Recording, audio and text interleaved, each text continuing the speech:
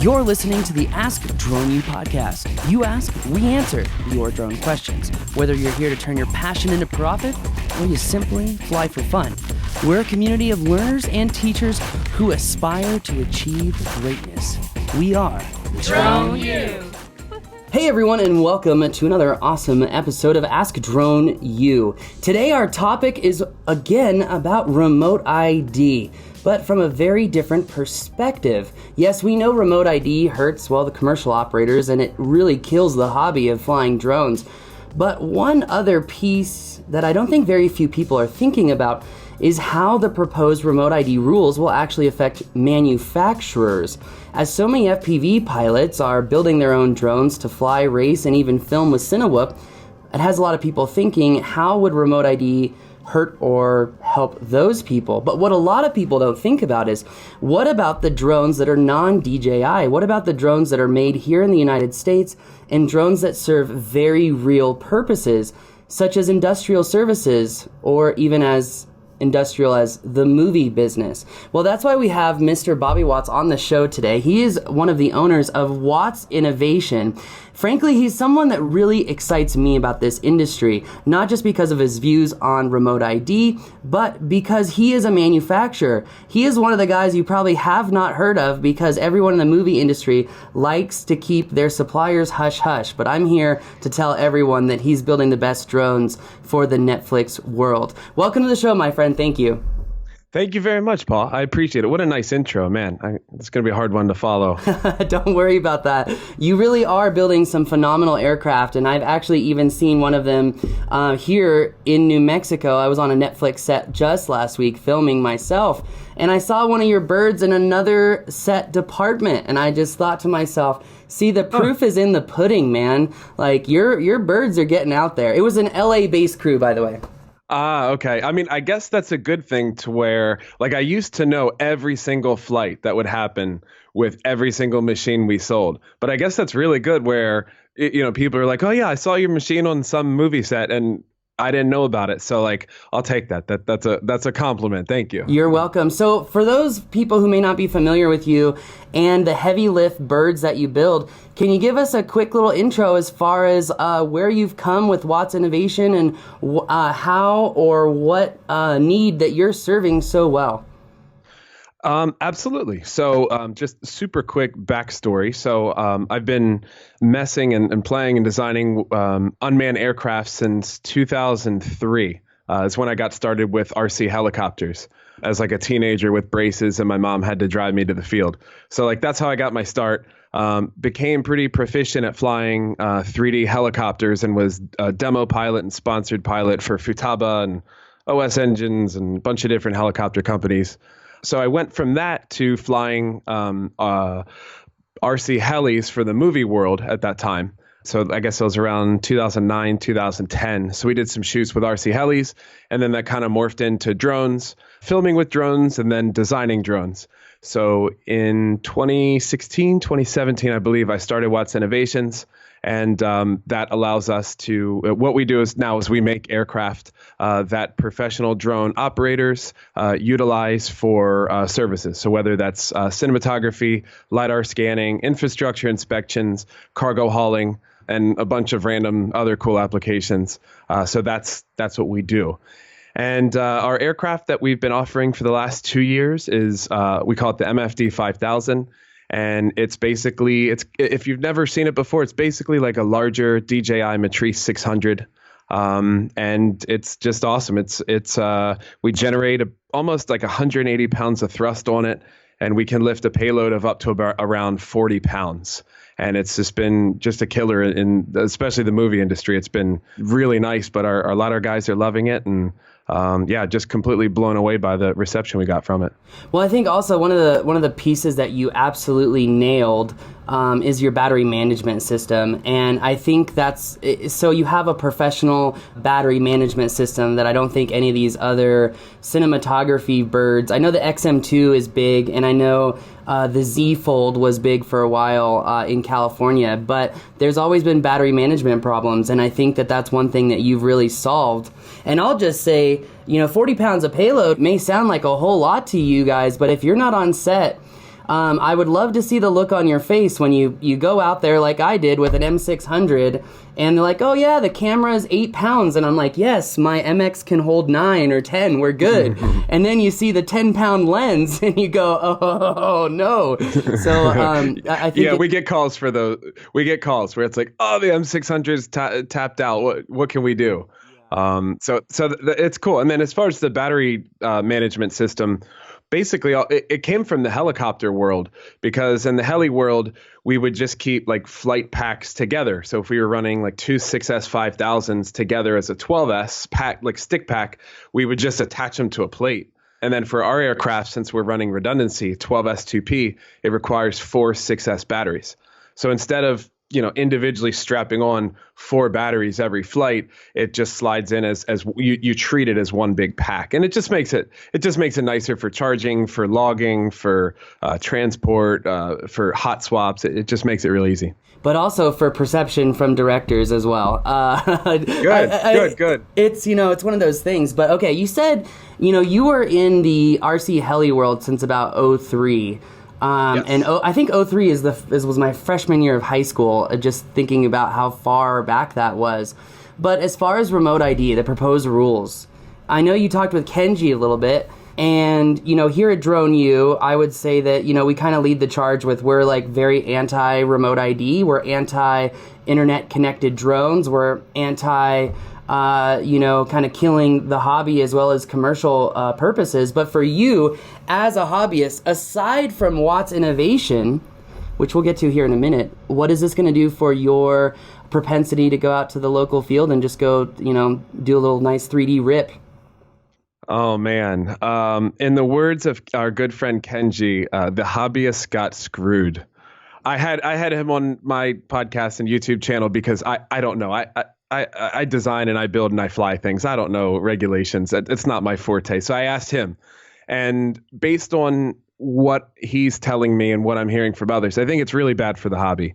I just think it's going to cause such an unnecessary amount of headache, especially for those flying at a AMA sanctioned field, which has already kind of gone through some sort of process to be in an area where it's safe for modelers to fly.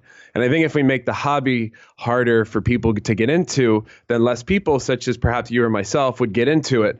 And then this would not be happening.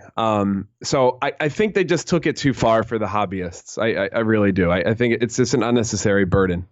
Yeah, I agree. I mean, if you're a hobbyist, and again, I hate the internet connected mandate with remote ID. I think that 1, it breaks privacy law. 2, you're going to be tracking kids now. What about the little kids that are out there? They fly these STEM drones, and if their school is not in a FRIA, a federally accepted identification area or whatever, they're not going to be able to fly. So what does it do for education, as a whole? You brought up a good point, right? Typically, you go out to an AMA field and you go fly. But with these proposed rules, most AMA fields would not probably meet the qualifications to become a FRIA. And, all the fields that we're used to flying in, some of them may not actually even be allowed to become FRIAs. So the hobbyists not only got screwed, but I'm just also thinking about the future of flight in general. Yeah, it's pretty gnarly how they wrote it right now. I think what Kenji proposed that I liked. I mean, I'm not totally anti-remote ID, because I'm realistic in understanding that if we want drones to provide this utility in terms of cargo hauling, package delivery, medical supplies, all the good things we can think of drones doing, it's going to require a step along the lines of remote ID. So I'm not 100% against it, but I think that what they came out with was just a very aggressive leap forward. So what I liked what Kenji suggested was perhaps instead of having your aircraft always broadcasting its location, if you're flying within line of sight, what if you just drew a little dot on the map and say, hey, I'm flying an unmanned aircraft here? Okay, that could be a little bit easier. But as far as the AMA fields, I feel like they should just get a pass. Once it's established, once the FAA works with the AMA, I don't know how that works, but I feel like the AMA field should just get basically a pass. Here's your window. Here's the window that the AMA field is going to take up. And if you're a drone or a whatever type of aircraft, you're just going to stay away from it. So I think if they were to do that, that would ease up a lot of tensions. I think because the AMA fields really do serve a purpose. It's not going to fix everything, but I think that would help ease up a lot of this. Do you think it would ease up a lot of this if we just left the airspace as is, where hobbyists and AMA RC modelers could still have open rights to fly in Class G airspace? I do, but I'm beginning to see some things on like YouTube's, like some flights that people are posting, where it's a really broad. It's a mix between, is this hobby or is this like breaking laws and creating problems? Because it's only a matter of time before, I worry as an aircraft manufacturer to where we're manufacturing aircrafts that can fly at like 75 pounds all up weight. I mean, I get a little concerned that if someone, goes outside of what's legal and a responsible flight envelope, then that's going to come back on us. I mean, it's a matter of time. So, like I saw a video on YouTube the other day where a guy in Hawaii was flying the Parrot. What's the plane? Like I don't know. It's some autonomous plane. The EB? Talking about the EB, the yellow and black one? I think it's EB. So he buys a $40 Huawei 4G LTE connector, plugs it into the plane, and like sends it from one island to another. And he's flying at, I don't know, a few hundred feet AGL, and just sends it. And it's like a 25-minute autonomous trip back and forth. And I'm thinking to myself, and the scary part to me is that like I love having fun and doing crazy stuff. Like, believe me, I love doing this. Like, we've shot helicopters out of boxes before and blade stops and crazy things. But the scary thing to me is that the reception from all the YouTube comments is, dude, that's so cool. I can't wait to do that with mine. So I think the problem is that it is so cool and so appetizing that my concern is that what he may think is just like a recreational hobby flight eventually could lead to a point where, let's imagine that's a bigger aircraft. Let's imagine that there's a tourist helicopter, they're sightseeing the volcanoes, and then it becomes a problem. So that's why the conservative side of me says, like, I think some sort of remote ID is a good idea. But I feel like this is a giant step forward for right now. But I think we eventually need to ease into something. But going back to it, having these big zones like an AMA field where someone can go fly, I think that should be protected and valued. And a school should be able to sign up for that or something like that. Like, I think that's important. Well, I mean, and then, before we get to the manufacturer requirements of remote ID and the effect that would have on you, it makes me ask the question of the hypothetical question that we just asked prior to this. Is that really even possible with the proposed remote ID? Would they even be able to build STEM drones that would be remote ID compliant based off of the manufacturing standards that the FAA has put out there? But before we get there, I have a question for you. So, very good example, by the way, of someone just doing a beyond visual line of sight flight between the Hawaiian Islands. Yes, it's cool. It makes me wonder, is this happening and will continue to happen because of a lack of enforcement / education? That's one question I have. But in continuing the train of thought, I have a question as far as, I agree with you that to some extent that we need remote ID for these drone delivery, kind of jobs. But I just asked the question of, should drone delivery be prioritized over everyone else who's been flying safely for decades? And for as far as drones are concerned, only 1 decade. But do you think that there's some way that we could create a remote ID for those drones that service delivery, that service these bigger applications that are pretty much beyond visual line of sight? Meaning, can't we have a remote ID for them that's separate from a remote ID for pilots? Because I see those operations as so unique and so specified. Sure, those drones should be internet connected. Sure, they should be talking to a network.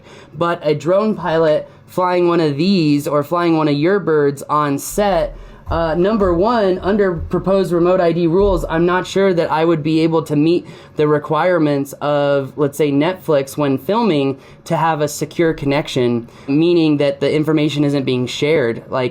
So with internet connected drones, back to the question, do you see a remote ID system that works, that allows for pilots to do their thing and for drone delivery? You might have me stumped on that one. I think what we're going to see is over time, I think we're going to see a lot more of a blend of piloted and autonomous flight. Yeah.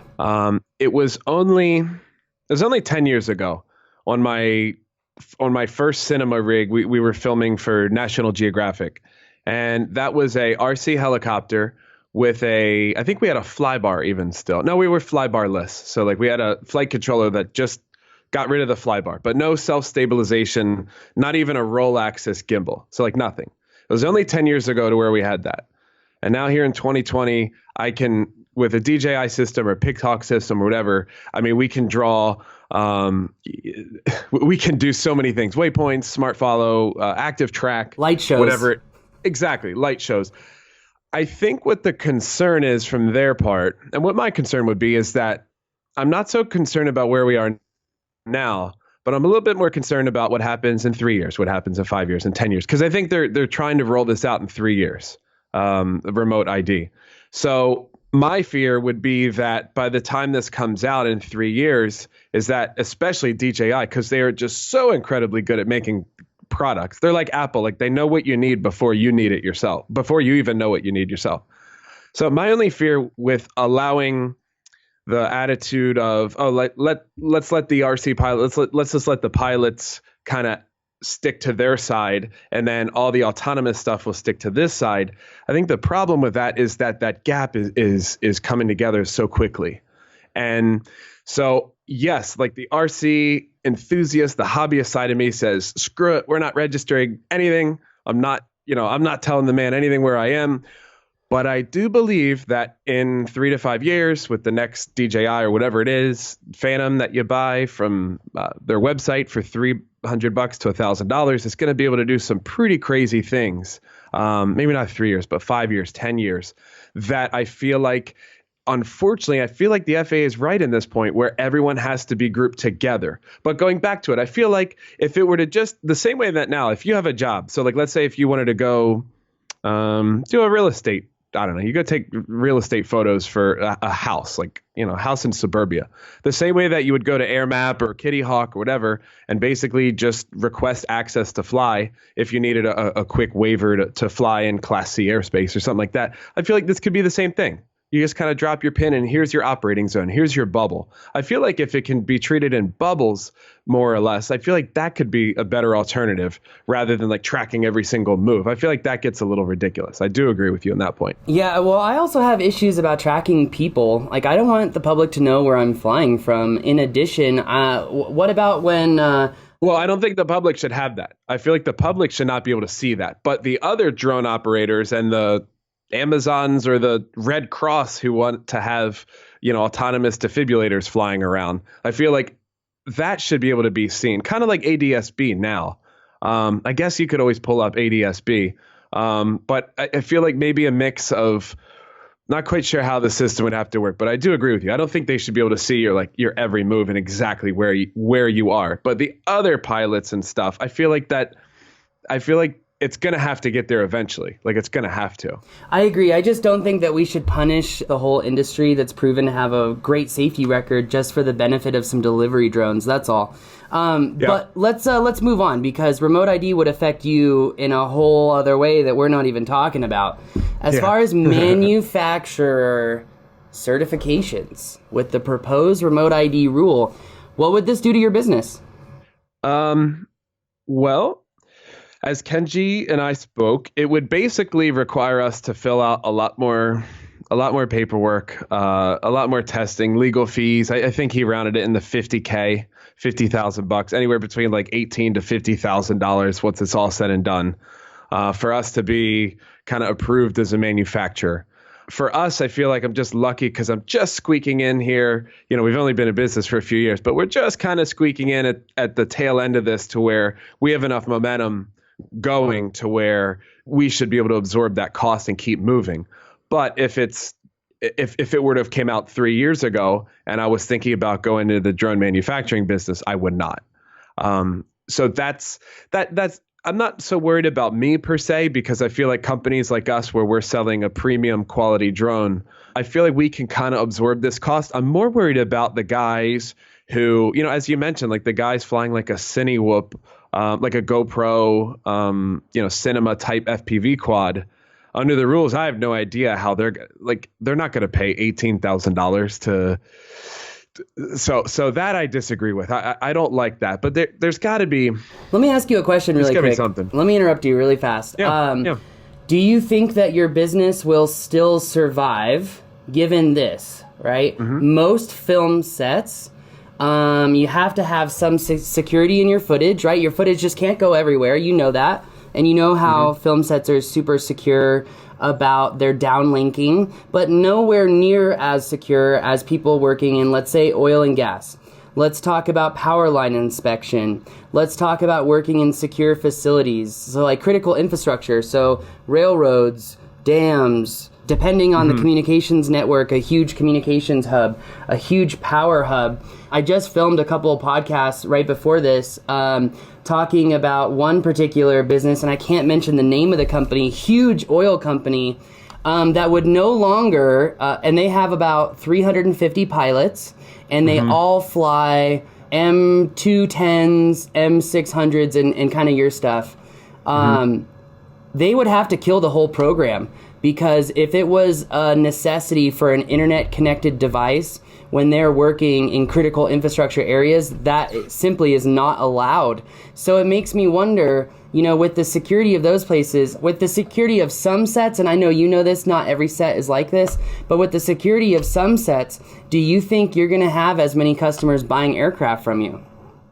Yeah, that's a great point you brought up. I have not personally considered that one.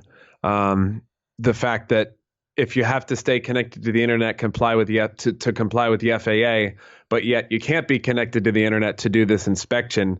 I feel like I will just get the residuals of that, and I'll just let the service provider and their client kind of duke that out.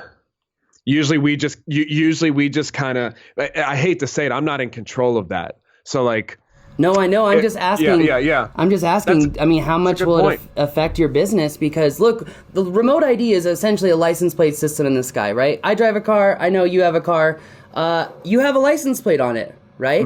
But it's not connected to the internet. It's not autonomously giving you tickets when you go 6 miles an hour over the speed limit every day.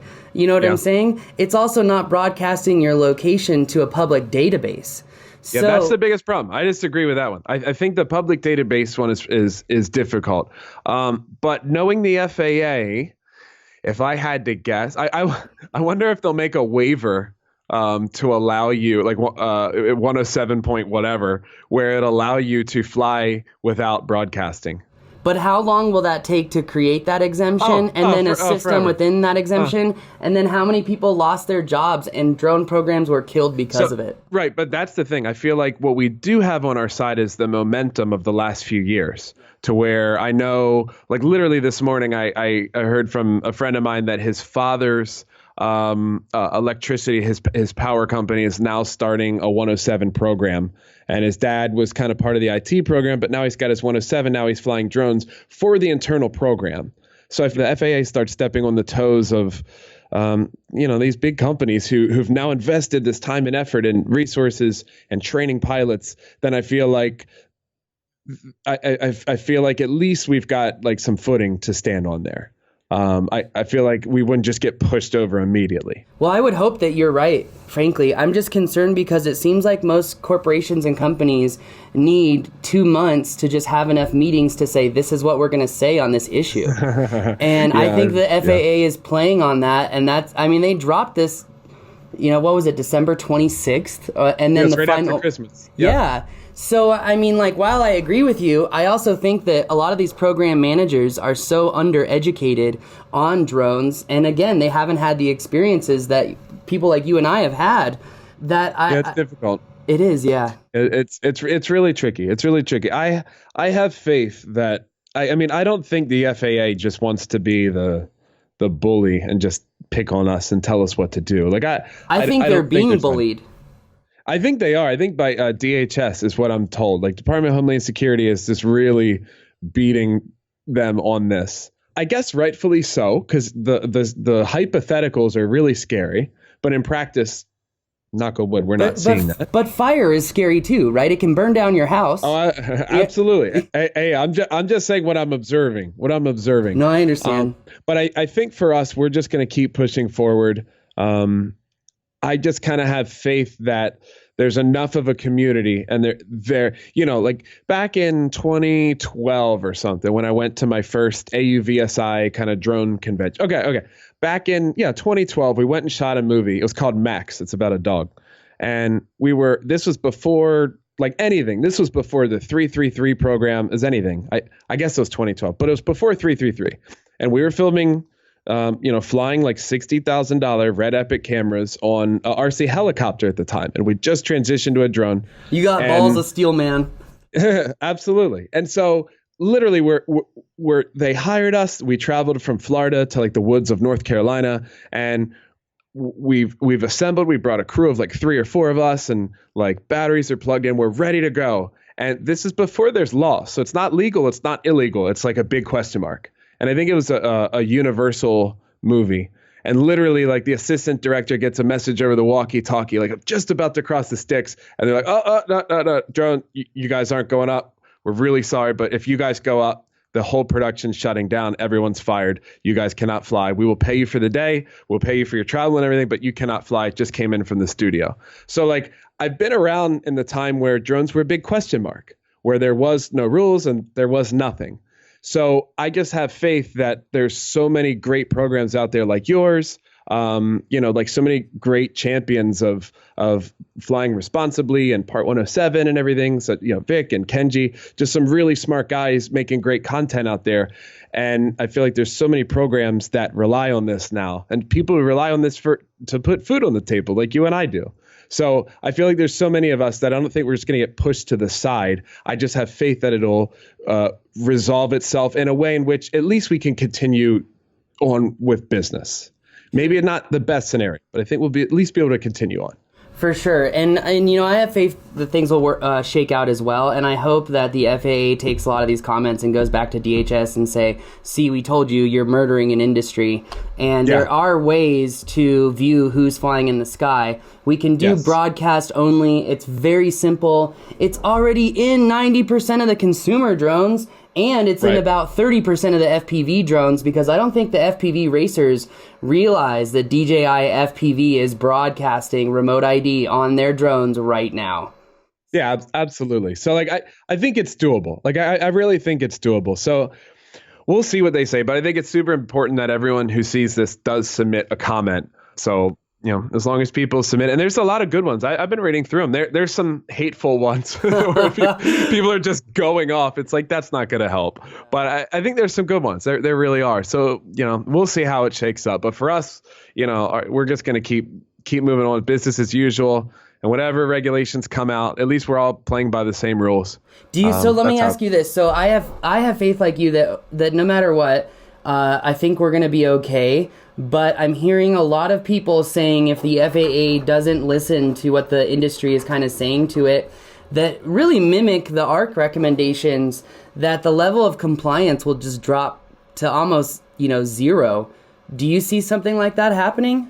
Yes, very much so. Like, there's too many people who've put in too much money. It's how they make a living. There's too many in the movies. There's too many directors now who rely on drones. Infrastructure inspections. There's too many power companies who found out that drones are 10 times more economic than any other means of inspection. So like, I think it's gone too far to stop. You know what I mean? Like it's reached critical mass to the point where it could keep going. So I would hate to see that. I think that would be really bad. I do too. Because then it's going to be the Wild West. But I would love to see something to where we can at least begin some sort of compliance, Yeah, I agree. Hey, Bobby, where can we learn more about the birds and aircraft that you make? Because like I I know it's kind of gone, not necessarily a negative tone, but kind of a depressing tone about the future of the industry. But for those people who really want to get in with the film industry and fly these heavy, reliable, heavy drones, and also for all of my friends out there doing work in the DoD space, his drones do come with flight controllers that are non-Chinese made. So if you want to check those out. But Bobby, where can we learn more about the aircraft that you built and the reputation that's come along with them? Absolutely. Yeah. And sorry for the depressing tone, as you said. Jeez. I think it's me, if anything. Don't worry about it, man. Oh, no. I'd be happy to come back and chat on a more uplifting tone. But yeah, so my website, wattsinnovations with an S.com. And I'm on all the social channels trying to make a bunch of content. So you can just check that out anytime.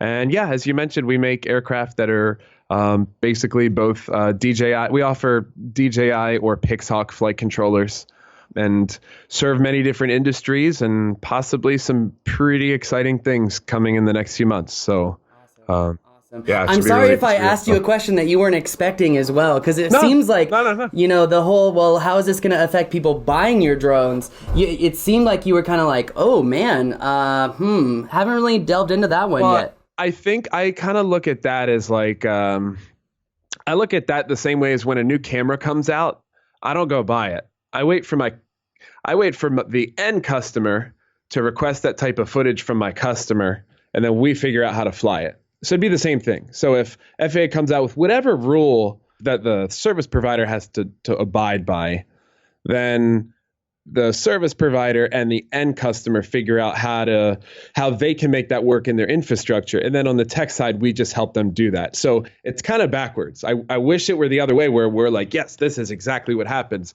But usually, I hate to say it, but at the size that we are right now, we're more of a response, and how can we aid and how can we help these guys? So yeah, that's where we're at. Makes sense. So should I ask you what's the newest big camera raising up in the cinematography world?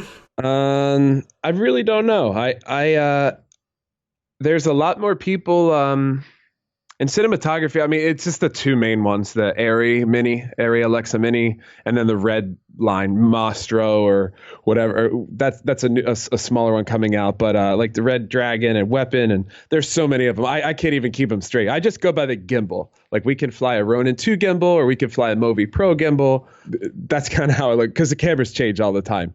So, but I am seeing a big resurgence in film. Our guys are starting to fly a lot of film cameras. Like Panavision cameras? Yep. Really? Yep. So like literally where it's like, okay, and roll camera, like you hear the film going in there. So yeah, it's that's pretty cool. That's pretty cool to see. We've shot some film in the past, and that's wild. And they're heavy. They're super heavy too. So it gets pretty fun. I can't imagine what it would be like to fly such a heavy camera like that, because it's affecting the CG so much. So. It's like driving a bus. So like your Phantom's more like a Toyota Camry. An FPV racer is more like a race car of some sort. I look at our MFD fully loaded. It's like a bus. Like it'll get there. You just you have all that mass. You just have to kind of ease in and ease out of it, but it'll still boogie. Like, it'll still move. Nice. Well, thank you, Bobby, for coming on the show today. I really do appreciate it. Absolutely, Paul. Thank you so much. Great chatting with you. Hey, thank you. Well, everyone, hope you learned something new from that. Hope you decided maybe it's time to go comment, or write another comment. Write 10 comments. I don't care. The thing is that these proposed remote ID rules are affecting everyone in different ways. And how much it'll affect us is honestly unknown, because there are so many unknown unknowns. But I think the consensus is clear. It is going to hurt a lot of people. So go out there, get your comments, and make sure you leave us a review or subscribe wherever you download the show. That's going to do it for us today. Thank you again for watching another episode of Ask Drone U.